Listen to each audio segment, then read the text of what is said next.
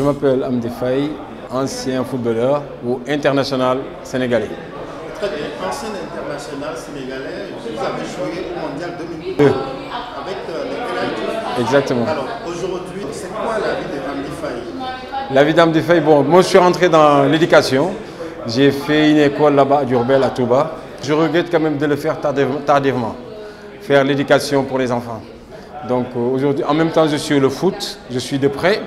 Et je suis, peut-être quelqu'un me dit, oui, je suis trop critique par rapport à nos joueurs. Ce n'est pas des critiques, c'est des... Je donne mes idées. Donc je ne peux pas aussi voir aujourd'hui les talents qu'on a, la génération qu'on a, qualité des joueurs, et qu'on ne puisse pas gagner une coupe. Donc moi j'étais sur deux batailles. Donc la première bataille c'était de gagner une coupe. Et la deuxième c'est maintenant le football local. Et je ferai tout pour que le football local puisse marcher. Puisse marcher comment? Mon rêve, c'est d'avoir demain, on parle de professionnels ici, mais ce n'est pas des professionnels, c'est l'amateur. Donc j'aimerais bien demain de voir un joueur, de quitter chez lui et de conduire sa belle voiture et d'aller à l'entraînement. C'est mon rêve ici pour que demain nos joueurs puissent avoir ces trucs. Parce qu'on ne peut pas comprendre. Aujourd'hui, on est au XXe siècle. On parle des milliards que des joueurs puissent gagner comme ça du Mané à l'étranger. Et ici, on n'arrive même pas à gagner à 500 000 francs. 500 000 francs CFA. Et ce n'est pas normal.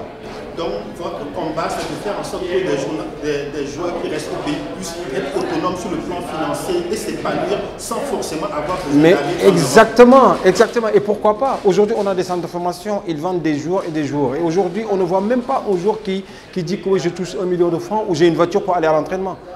Et pourtant, dès qu'ils sortent d'ici pour aller là-bas, toutes ces possibilités-là, on leur donne là-bas. Et pourquoi pas ici? Ça commence par ici. Donc, quand je dis, quand on voit un joueur qui veut être un AC Milan, il faut être assimilé d'abord ici, avant que parte là-bas. Donc, comme on parlait tout à l'heure des langues, apprendre la langue espagnole ici, une fois que vous l'apprenez, dès que vous sortez là-bas pour aller en Espagne, vous n'allez pas dépaysé. Donc, c'est mon rêve aussi aujourd'hui. Et ce que je me bats pour que ces jeunes joueurs puissent avoir vraiment la main sur le football. Genre, au moins de gagner de 500 à 2, 3, 4 millions. C'est mon rêve aujourd'hui et je me battrai pour que ces joueurs-là deviennent, qu'on parle des vrais professionnels. Est-ce que la génération d'aujourd'hui, c'est beaucoup plus difficile d'être professionnel qu'à votre époque? Non, c'est plus facile aujourd'hui. Parce que depuis l'arrêt Bosman, 2003, il y a plus de hors communauté européenne. Aujourd'hui, quand vous voyez des jeunes ici qui jouent directement dans ce championnat sénégalais, dès qu'ils partent en France, ils rejouent de suite en Ligue 1.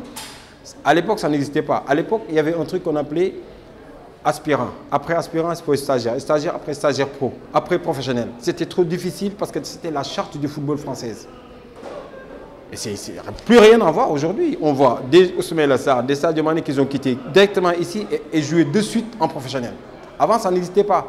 Une fois que vous arrivez là-bas, on vous fait signer un amateur ou on vous met en centre de formation parce qu'à l'époque, vous pouvez être en centre de formation jusqu'à 21 ans. Aujourd'hui, on voit un jeune de 17 ans, 18 ans qui quitte son pays et de suite qu'il est professionnel. Donc vous savez, ça a beaucoup changé.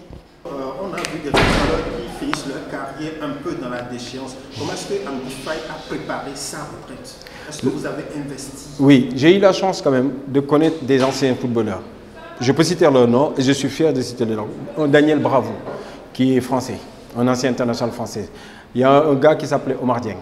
Omar Dieng, c'était un ancien joueur qui joue à Paris, et Lille, Marseille, machin, comme ça, Sampdoria.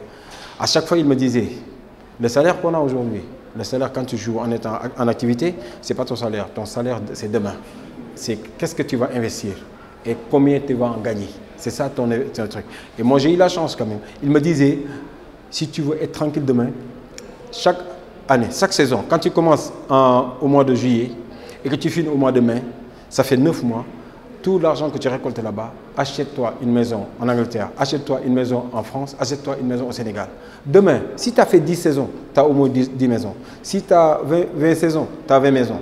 Et tout le monde sait qu'un investissement, c'est sur la pierre. Mais on ne garde pas l'argent sur. La plupart des anciens joueurs, des joueurs qui ont gardé l'argent à la banque, ils finissent à manger ça et à l'arrivée, c'est des problèmes.